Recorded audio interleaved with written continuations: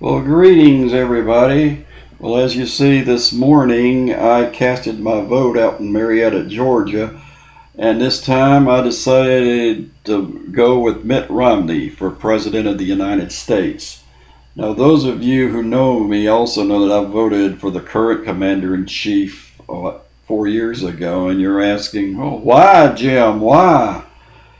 Well, back in '08, Senator Obama promised to slash the federal deficit in half by 2012, but instead he increased it up to $16 trillion, which that's just not going to get it, folks. Also, the president failed to keep his promise on the Bush tax cuts and instead extended them, totally betraying all of us who voted for him in the first place. But the number one reason I want to make a change in the White House is having to pay close to $5 a gallon for gasoline and like $50 every time you want to fill your tank up, which is why I have to go like $10 at a time or $20 at a time.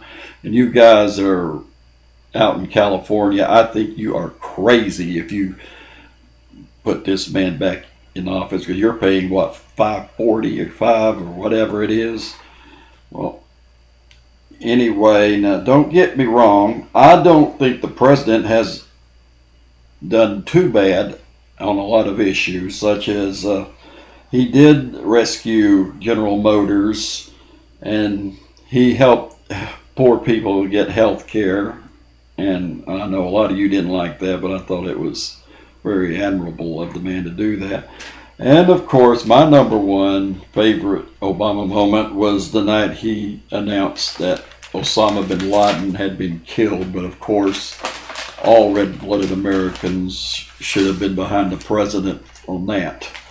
So for these actions, he has earned a lot of respect for me, but not enough for me to re-elect him. Now, don't get me wrong on the decision I've made this morning. Now, the rest of you, for instance, I also voted for David Scott, who happens to be a black congressman who represents this region. I think he's done an excellent job in this area, and I hope he gets reelected. And also, well, let's get back to the president. Another reason is the stock market's just not doing good. I mean, it's not as bad as the Bush administration, but still it's mighty sluggish, and I think Governor Romney could very well do a lot better job. I hope so. Well, anyway, regardless how you want to vote for president, I strongly suggest you get out there and vote, whether it's for the governor, whether it's for the president. It's your decision as well. Thank you very much, and have a very pleasant weekend.